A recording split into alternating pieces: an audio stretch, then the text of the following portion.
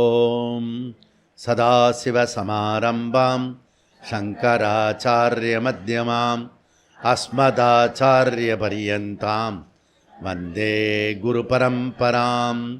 ஓம் நாராயணம் பத்மபுவம் வசிஷ்டம் சக்திம் ச தத்புத்திரபராசரம் ச வியாசம் சுகம் கௌடபதம் மகாந்தம் கோவிந்தயோகேந்திரமதாஸ்ய சிஷ்யம் ஸ்ரீசங்கராச்சார்யமதாஸ்ய பத்ம பாதம் ச ஹஸ்தாமலகம் ச சிஷ்யம் தம் தோட்டகம் வார்த்திககாரமன்யான் அஸ்மன் குருன் சந்ததமானதோஸ்மி. ஓம் வியாசாய விஷ்ணுரூபாய வியாசரூபாய விஷ்ணவே நமோ வை பிரம்மநிதயே வாசிஷ்டாய நமோ நமः. ஓம் நமோஸ்துதே வியாசவிசாலபுத்தே புல்லாரவிந்தாயதபத்ரநேத்ர येन द्वया भारततैलपूर्णः प्रज्वालितो ज्ञानमयप्रदीपः. ॐ वसुदेवसुतं देवं कंसचाणूरमर्दनं देवकी परमानन्दं कृष्णं वन्दे जगद्गुरुम्. ॐ श्रुतिस्मृतिपुराणानाम् आलयं करुणालयं नमामि भगवत्पाद शङ्करं लोकशङ्करं शङ्करं शङ्कराचार्यं केशवं बादरायणं शूद्रभाष्यकृतो वन्दे भगवन्तौ पुनः पुनः. ॐ नमो ब्रह्मादिभ्यो ब्रह्मविद् सम्प्रदाय कर्तृभ्यः वंशऋषिभ्यो महद्भ्यो नमो गुरुभ्यः. सर्वोपप्लवरहितप्रज्ञानगणः प्रत्यहर्तो ब्रह्मैवाहमस्मि. ॐ ईश्वरो गुरुरात्मेति मूर्तिभेदविभागिने व्योमवद्व्याप्तदेहाय दक्षिणामूर्तये नमः. ॐ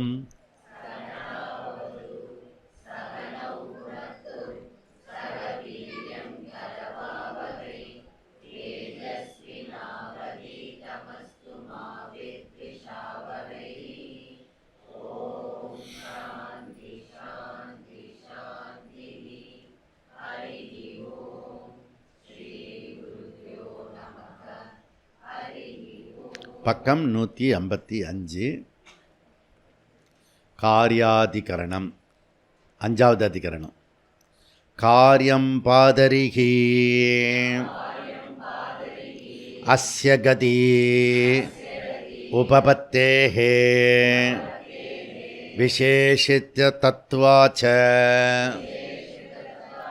சாமிப்யாத்து தத்வபதே சஹா कार्यात्यये तद् अध्यक्षणे सख अत परम अभिधानात् स्मृते च परमजैमिनिगे मुख्यत्वात् दर्शनाच्च न च कार्ये பிரதிபத்யபிசந்திஹி. அப்போது வியாசாச்சாரியார் என்ன பண்ணுறாருன்னா, இங்கே உபாசகனை பற்றி பேசிட்டு வர்றாரு. முதல் அத்தியாயத்தில் 4வது அத்தியாயத்தில் முதல் பாதத்தில் ஜீவன் முக்தனை பற்றி பேசினார். இப்போ ஜீவன் முக்தன் அப்படி சொன்னால் பகவான் கிருஷ்ணர் சொன்னார் இல்லையா, சர்வதர்மான் பரித்தஜ்ய. அதுபோல் அவனுடைய சகல கர்மங்களும், சஞ்சித கர்மா, ஆகாமி கர்மா, பிராரப்த கர்மா, எல்லா கர்மாவும் அவனுக்கு ஃபினிஷ் பண்ணாதான் மோக்ஷ புருஷன். அதில் ஞானத்தினால இந்த சஞ்சித ஆகாமி கர்மா நாசமாயிடும். ஞானிக்கும் பிராரப்த கர்மா இருக்கும்.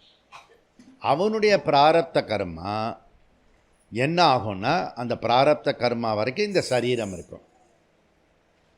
அவனுடைய புண்ணிய பாபம் முன்னாடி பண்ணு, ஞானத்துக்கு முன்னாடி அவன் பண்ணுறான் இல்லையா, அது புண்ணிய பாபம். நீ கர்மம் பண்ணினாலே புண்ணியமும் பாபமும் கிடைக்கும். நல்லா புரிஞ்சுங்க, புண்ணியம் பாபமும் கிடைக்கும். கர்மத்தில் இருக்கிற விஷயம்.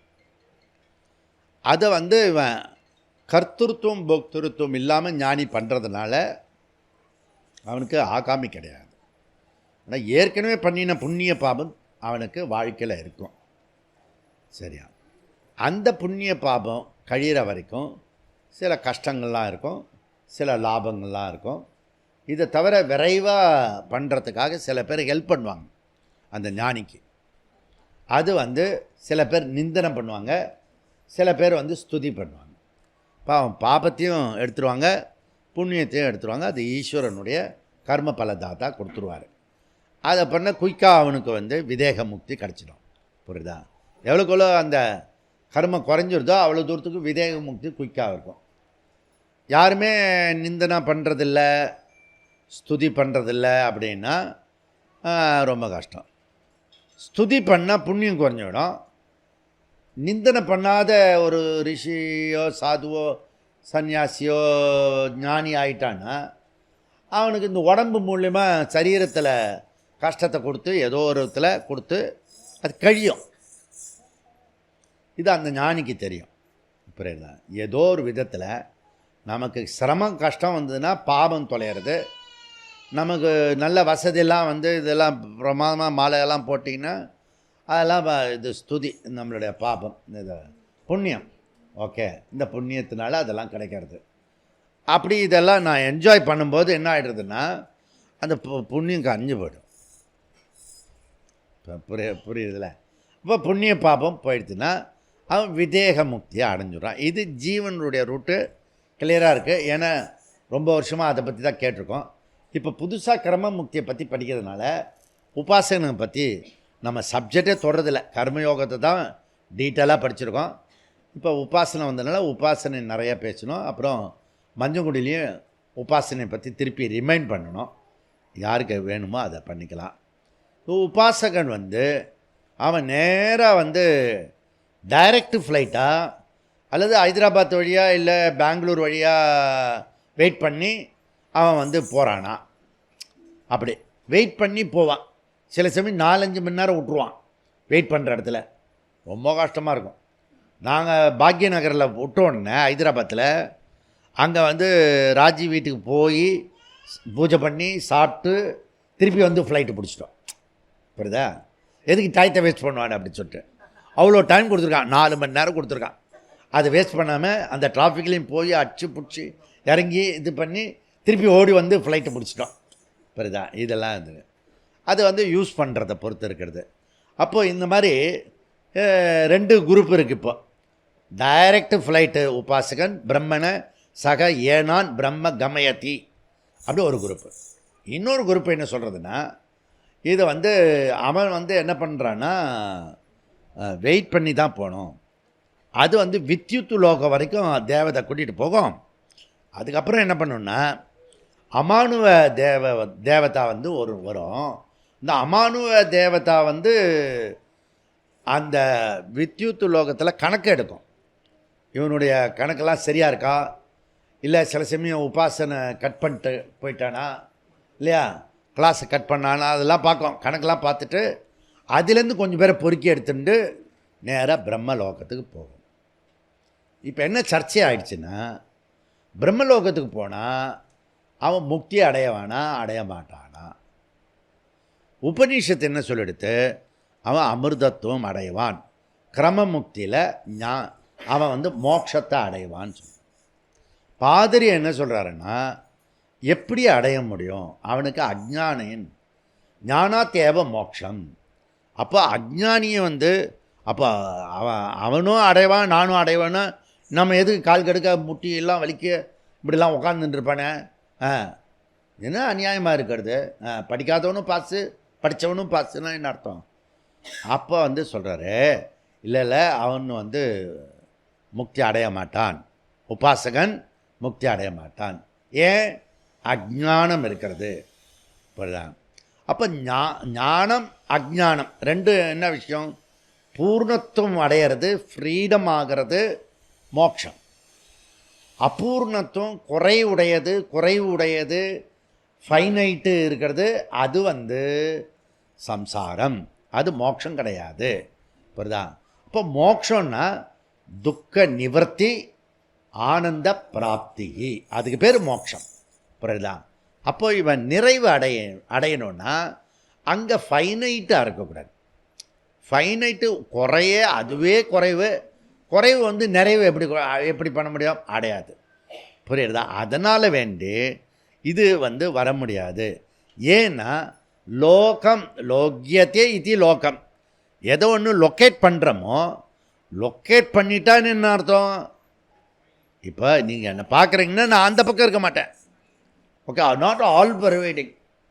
கொஞ்சம் உன்னால் முயற்சி பண்ணி ஒரு 2 அடிக்கு இந்த பக்கம் போகலாம் ஒழிய, புரியுதா? அதுக்கப்புறம் ஆல் பர்வைடிங் பண்ண முடியாது இந்த ஆள். புரியுதா? இப்போ ஆல் பர்வைடிங் எல்லா இடத்துலையும் வியாபித்து இருக்கணும்னா அது ஞானம், ஈஸ்வர ஞானமோ அல்லது பிரம்ம ஞானமோ இருக்கணும். அப்போ இந்த ஈஸ்வர ஞானம் பிரம்ம ஞானன்றது ட்ராவலர் கிடையாது. அதுக்கு தடையாக இருக்கிறது இக்னரண்ட், அறியாமை. ஈஸ்வரனை பற்றின அறியாமை அல்லது பிரம்மத்தை பற்றின அறியாமையினால் அவன் லோகம் விட்டு லோகம் போகிறான். ஓகே, அதுக்கப்புறம் என்ன சொல்கிறான்னா, இது சங்கராச்சாரியார் அப்பப்போ சொல்வார். அவன் பிரம்மலோகத்துக்கு, நம்மளே கேள்விப்பட்டிருப்போம், நிறைய காதால் கேட்டிருப்போம். பிரம்மலோகத்துக்கு போய் அவர் பிரம்மாஜிக்கிட்ட படித்தார், ஞானத்தை அடைஞ்சார், அதுக்கப்புறம் ஜீவன் முக்தி அடைஞ்சு கிரம விதேக முக்தி போனாருன்னு நம்ம ரேண்டமாக கேட்டுக்கிட்டு வந்தோம். அந்த ரேண்டமாக கேட்டுக்கிட்டு இருக்கிற விஷயத்தை இப்போ பிரம்மசூத்திரத்தில் விரிவாக படிக்கிறோம். இப்போ என்ன தகராறு ஆயிடுச்சுன்னா, உபநிஷத்து என்ன சொல்கிறது? அவன் அமிர்தத்துவத்தை அடைஞ்சுட்டான்னு சொல்கிறது. பாதிரி என்ன சொல்கிறாருன்னா, உபநிஷத்து இப்படி சொல்லலாம், உபநிஷத் சொல்கிறது தப்பு கிடையாது, ஆனால் யுக்திக்கு பொருந்த மாட்டுறது. புரியுது? அதனால் யுக்தியில் என்னன்னா, ஈஸ்வரன் சர்வ வியாபியாக இருக்கிறதுனால அல்லது பிரம்மன் ஆல் பர்வைடுங்காக இருக்கிறதுனால இந்த அஜ்ஞானம் இருக்கிற வரைக்கும் அவனால் முடியாது. எந்த லோகத்தில் இருந்தாலும் இந்த அஜ்ஞானம் போயிட்டு அடுத்த நிமிஷமே அவன் மோட்சம். அதுதான் ஜனகர் அஷ்டாவகர் சொல்றார். அது க்ஷணம், இதுதான் அப்படின்னு புரிஞ்சுத்துன்னா அடுத்த நிமிஷமே மோட்சம். இன்ஃபினிட்டு, நீ ஃபைனட்லேருந்து இன்ஃபினிட்டுக்கு வந்துடுவேன் அப்படின்றத இவர் சொல்கிறாரு. அப்போ யுக்தி மூலியமாக இதை ப்ரூவ் பண்ணுறாரு. இது வராதப்பா, இது ஃபைனைட்டாக இருக்க அப்படின்னு. ஸோ இதை சொன்ன உடனே அது போன சூத்திரத்தில் பார்த்தோம், 10வது சூத்திரத்தில் விரிவாக பாதிரி சொல்லிட்டு முடிச்சுட்டார். அவர் முடிச்சுட்ட உடனே நமக்கு அடுத்த அதுக்கு என்ன ஸ்ருதி அர்த்தாபத்தி. ஏன்னா சக ஏனான் பிரம்ம கமயதி அப்படி போட்டிருக்கிறதுனால அது டைரெக்டாக இல்லை, அது பிரத்யக்ஷத்திலிருந்து அதுக்கப்புறம் அனுமானத்திலேருந்து இன்னொரு பிரமாணம் இருக்குது, அது ஸ்ருதி அர்த்தாபத்தி. இப்போ சயின்டிஸ்ட்லாம் என்ன பண்ணுறா, ரூம்குள்ளே உட்காந்து மேலே இருக்க லோகத்தெல்லாம் கண்டுபிடிக்கிறான். அது ஸ்ருதி அர்த்தாபத்தி. அந்த இன்ஃபர் பண்ணி சொல்கிறதுக்கு பேர் அனுமானம், அந்த இன்ஃபர் இல்லாமையே சொல்கிறதுக்கு பேர் அர்த்தாபத்தி. இன்ஃபர் இல்லாமல், இன்ஃபர்னா என்ன சொல்கிறது, அதுக்கு இன்ஃபர்னா இந்த புகையிறதுன்னா நெருப்பு இல்லாமல் புகையாது. புரியுதா? யூகம். புரியுதா? இன்ஃபர்னா யூகமா? இங்கே புகை இருக்குன்னா, புகை இருந்ததுன்னா நெருப்பு இருக்கு. அப்போ அங்கே நீ அதை பார்க்காமையே எந்த விதமான இன்ஃபர்மேஷன் இல்லாமல் டேட்டா இல்லாமல், நம்ம இஸ்ராலின் மாதிரி பேசுகிறான்ல அந்த பயல்கள் மாதிரி அவனுக்கு டேட்டாவே கிடையாது. டேட்டாவும் கொடுக்க மாட்டான், டேட்டா சொல்கிறவனையும் கேட்க மாட்டான். அதுக்கு பேர் திராவிட மாடல். அந்த திராவிட மாடல் பிராதிபாசிக்கம். புரியுதா? அது பொய், அது கடைஞ்சடித்த பொய் எழுது. அவன் பேசுகிறதெல்லாம் பார்த்தீங்கன்னா அப்படி பண்ணுவான். அப்போ அதுக்கு வந்து அவன் உண்மை மாதிரியே பேசுவான். அதனால் அது அர்த்தாபத்தி சொல்லிட முடியாது. புரியுதா? அது அர்த்தாபத்தி இல்லை, அது அப்பட்டமான பொய். இங்கே புகை இல்லைன்னா கூட இந்த ஜலம் இருக்கிறத வச்சு ராத்திரி மழை பெஞ்சிருக்கிறது. குண்டன் பகலில் சாப்பிடுவதில்லை, குண்டன் பகலில் சாப்பிடுவதில்லை அப்படின்னா நான் அவன் சாப்பிட்டதை நம்ம பார்த்ததே இல்லை. ரம்ஜான் பண்டிகைப்போ அவன் விரதம் இருக்கான். நான் ரொம்ப நாள் மக்குத்தனமாக இப்படி தான் நினச்சிக்கிட்டு இருந்தேன். எப்படி 48 நாள் சாப்பிடாமல் இருக்கான் அப்படின்னு சொல்லிட்டு. புரியுதா? அப்புறம் பார்த்தா விடிய காலம்புற ஒரு மிட் நைட்டு தாண்டி ஃபுல் கட்டுறான். 3 நேரமும் சேர்த்து சாப்பிட்றான். புரியுதா? இப்படி அதெல்லாம் இப்போ சாப்பிடுவாங்க. முன்னாடிலாம் ஸ்ட்ரிக்டாக இருப்பாங்க, ஒரு நேரம் தான் சாப்பிடுவாங்க. புரியுதா? வைகுண்ட ஏகாதசி மாதிரி. புரியுதா? இப்போல்லாம் நம்ம ஊர்லேருந்து மாறி போனோம் தானே, அதனால் நம்ம சிவராத்திரிக்கே வேலைக்கு சாப்பிடுவோம். 4 ஜாம்னு சாப்பிடுவான். நான் இந்த உஜ்ஜயினிக்கு வேற போயிட்டேன். இப்போ அவன் சாப்பிடக்கூடாதுன்றான், பகல்லையே சாப்பிடக்கூடாதுன்றான். வைகுண்ட ஏகாதசி மாதிரி. சுவாமிகள் எப்படி சாப்பிடுவார்? வைகுண்ட ஏகாதசி இது மகாசிவராத்திரி ஆச்சு. நம்ம இங்கே சிவான் வந்திருக்காரு, அவர் என்ன சொன்னார்? அவர் அதெல்லாம் கடந்து விட்டார். பியான் அப்படி சொல்லி அந்த வீட்டில் போய் சாப்பிட்டோம், சேட்டு வீட்டில் போய் சாப்பிட்டோம். புரியுதா?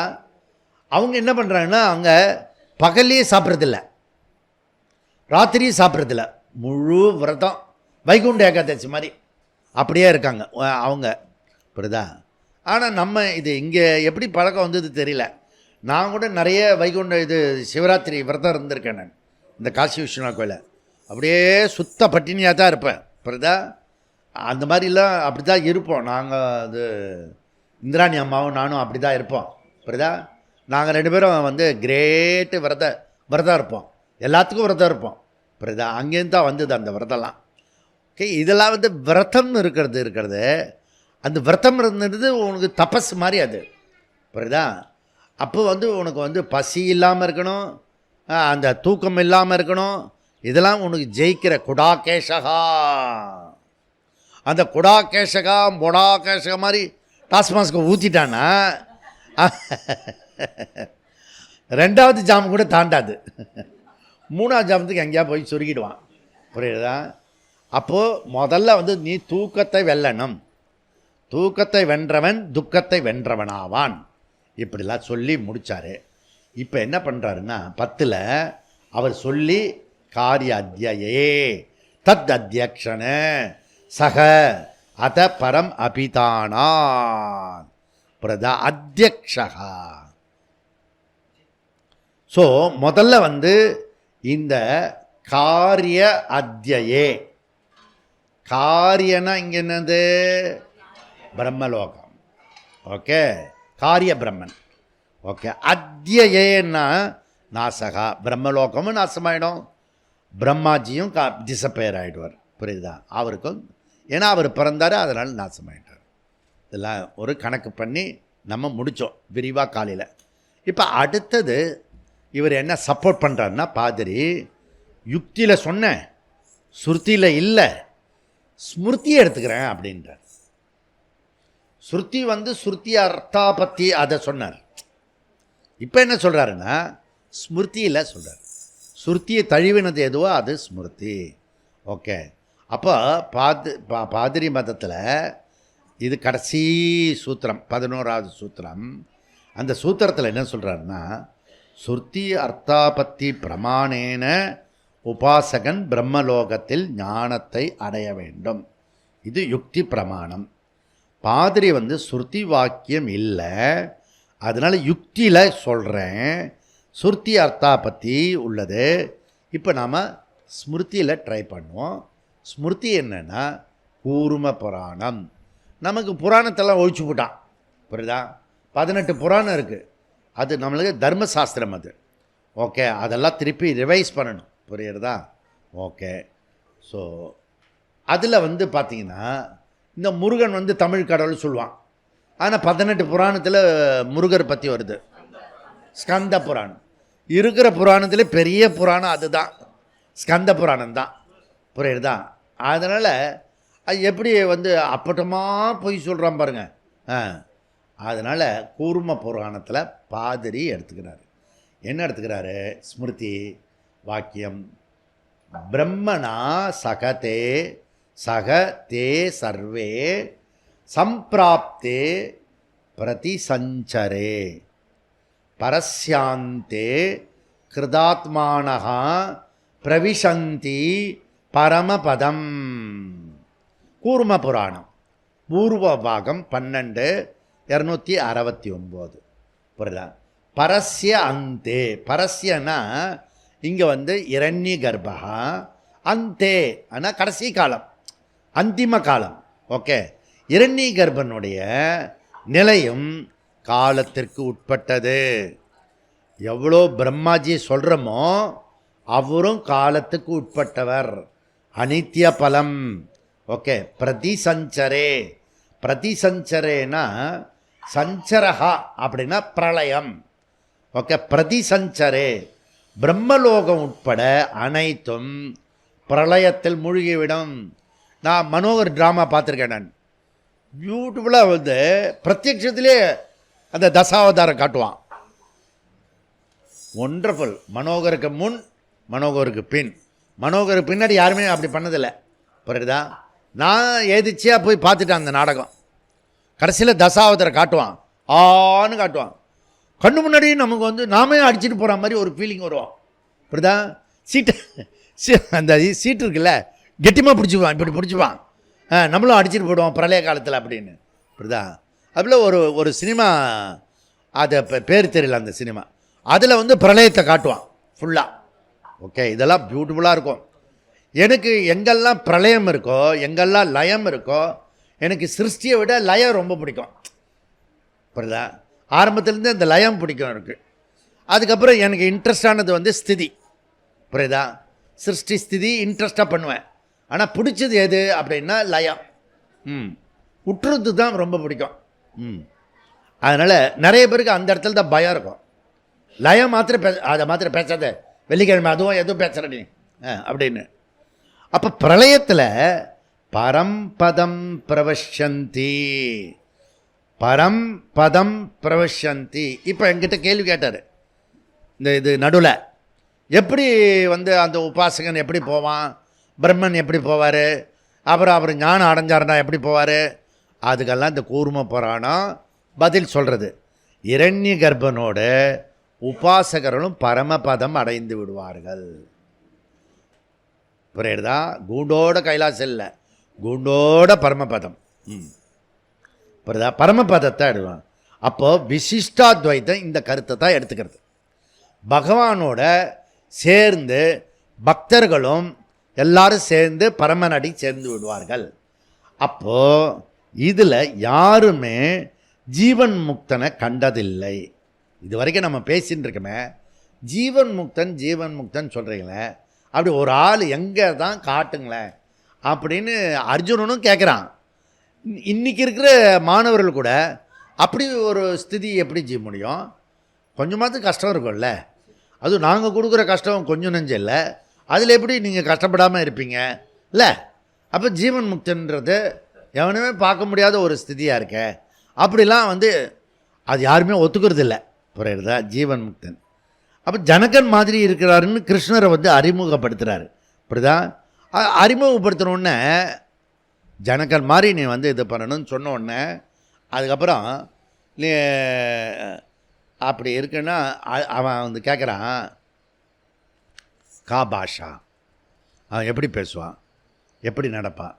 எல்லாருக்கும் ஒரு ஐடியா என்னென்னா, வேதாந்தம் வந்த பிறகு ஒளிவட்டம் போடலாம். இந்த ஃபோட்டோ இருக்குல்ல, ஒருத்தர் ஐடியா கொடுத்தான், ஒளிவட்டம் போட்டுடலாமாஜி அப்படி எல்லாத்துக்கும் ஒளிவட்டம் போட்டால் அது வந்து வேதாந்தமே கிடையாது.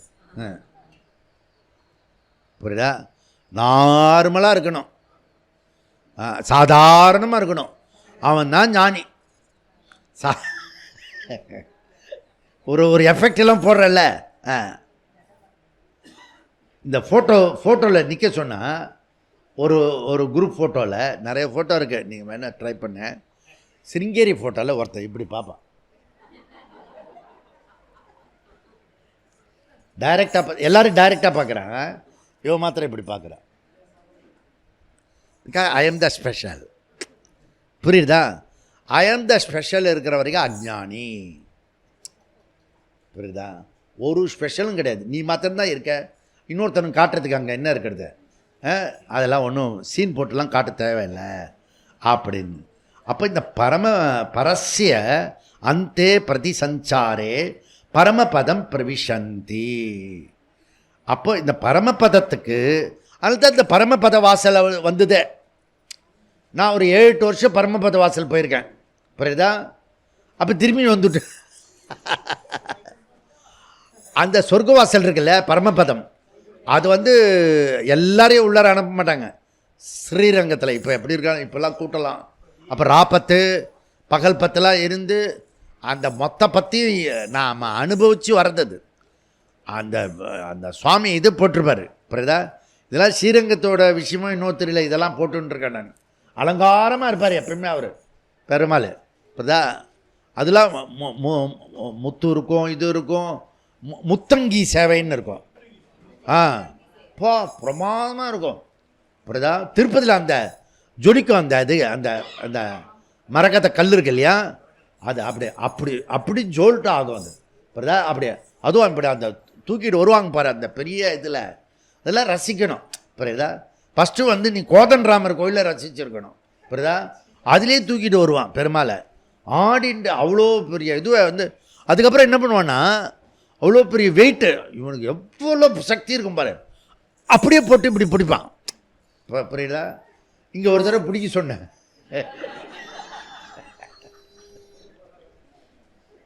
நீ பிடிக்காத, அதுக்கு அந்த கொடையாது இப்படி போட்டு பிடி அப்படின்னேன். புரியுதா? இதில் ஒரு ஜாலி இருக்கும் அந்த ஒரு இடத்துல. ஆனால் அதுக்குன்னு ஒரு மூடு இருக்கணும். இந்த வேதாந்தி பையில அங்கே போய் அங்கே விட்டோன்னா எல்லாமே சரி சார், அப்படி போட்டால் இப்படி விழுந்துருந்துச்சு அப்படின்வான். சரி நீ புத்தியில் பேசுகிற, அப்படியே கம்முன்னு விட்டுடணும். நம்ம அது அங்கெல்லாம் ஒன்றும் பேச முடியாது. புரியுதா? நம்மளுடைய இன்னொரு ஸ்டேஜ் இருக்குது, அதை எவனுமே பார்த்ததில்ல. புரியுதா? வேதாந்தி வந்தனால எல்லாத்தையும் அடக்கிட்டேன் நான். ஓகே. பரஸ்ய அந்த பிரதி சஞ்சர பரமபதம் பிரவிசந்தி, பரமபதம் பிரதிசந்தி. இதில் குருஷியல் வேர்டு என்னன்னா கிருதாத்மானகா. இதுதான் இம்பார்ட்டன்ட். கிருதாத்மானகா. கிருதாத்மானகனா ஞானினகா பூத்வா ஜீவாத்மா பரமாத்மா ஐக்கிய ஞானி கிருதாத்மனகா.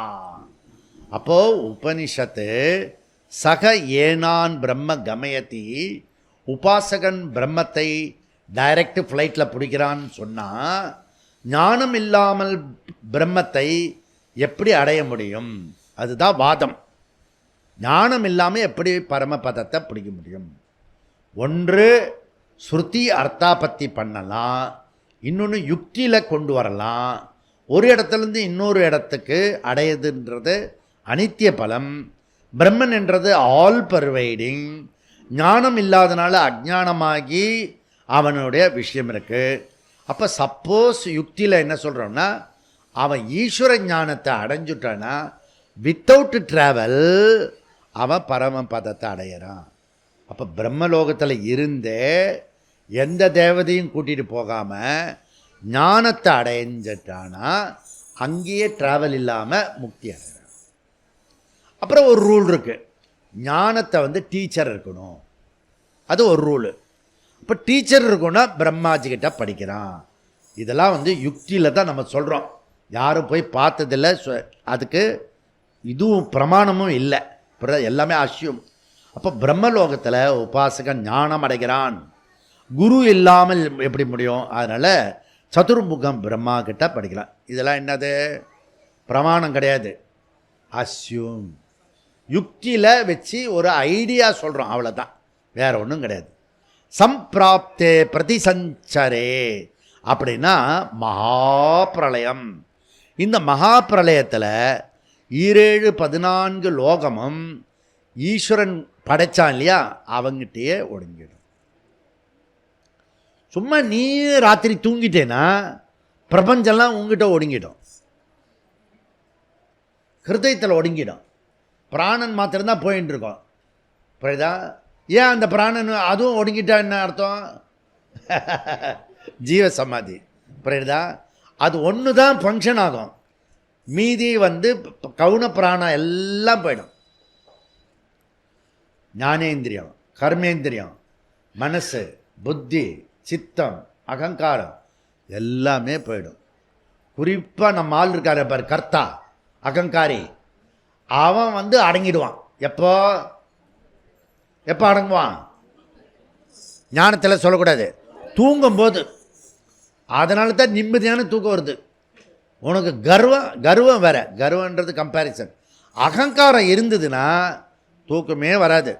இந்த கர்த்தா சுற்றிக்கிட்டே வருவான். என்ன சொன்னாள் அவள், என்ன சொன்னாள் அவள், என்ன சொன்னாள், என்னைய சொன்னாள், நான் விடமாட்டேன், அப்படிலாம் வருதில்ல. நடுராத்திரி 12-1 மணிக்கு எல்லாம் தூங்கின்னு இருக்கோம். அப்படிதா நம்ம மாத்திரம் டே காலையில் பார்த்துக்கலாம், படுத்துக்கோ, முடியாது, நீ இப்போவே தீர்வு பண்ணு அப்படின்னு. உடனே என்ன பண்ணணும்? எழுந்து ஒரு கிளாஸை போட்டுடணும். உனக்காட்சி பிரதிபக்ஷ பாவனை, அதுக்கு பேர். புரியுதா? நீ போய் அந்த அந்த மனுஷாலும் போய் சண்டை போட்டுன்னு இருக்கக்கூடாது. புரியுதா? உனக்கு தூக்கம் வராமல் இப்படி கஷ்டப்படுறியா, டைரெக்டாக ஒரு கிளாஸ் போடு. அப்படி இல்லைன்னா வீட்டில் இருக்கும் எல்லாரும் எழுப்பிடு. புரியுதா? எல்லோரும் போத்து அடிக்கும் போது உனக்கு டயர்ட் ஆகிடி தூங்கி போயிடுவேன். நிறைய பேர் வருவான், தூங்குறீங்களா ஜின்னு சொல்லிட்டு அவன் போய் தூங்கிடுவான். ஆனால் போய் எப்போ நமக்கு வந்தான் பாரு சத்ரு. புரியுதா? நான் ரொம்ப பேர் ஆண்டாள் மாதிரி எழுப்பிட்டேன். நான் ஒரு 20 வருஷம் ஆண்டாள் எழுப்புறா இல்லையா, தூங்க விட மாட்டேன். நான் காலையில் போய் 4:30-5 மணிக்கெலாம் எழுப்பி விட்ருவேன். இப்போ கூட உங்களை எழுப்பி விட்றேன்ல, அதெல்லாம் எவனா சாப்பிட விடுவான் போல இருக்கு. அதுதான் இன்னி வரைக்கும் தூக்கன்றது ஒரு அபூர்வமான மருந்தாயிடுச்சு. அப்போ சம்பிராப்தே, அப்போ 11 ஸ்மிருத்தே சே கிருதாத்மான் உபாசகனம், ஞானமடைந்தவன் அதனால் பரபிரம்மத்தை அடையிறான் அப்படின்னு சொல்லி முடித்தார். இப்போ என்ன பண்ண போகிறோன்னா, டீ குடிச்சிட்டு நம்ம இங்கே டீ வந்துருத்தா? ஓம் பூர்ணமத பூர்ணமிதம் பூர்ணாத் பூர்ணமுதச்யதே பூர்ணஸ்ய பூர்ணமாதா பூர்ணமேவாவசிஷ்யதே. ஓம் சாந்தி சாந்தி. ஹரி ஓம். ஸ்ரீ குருப்யோ நமः. ஹரி ஓம்.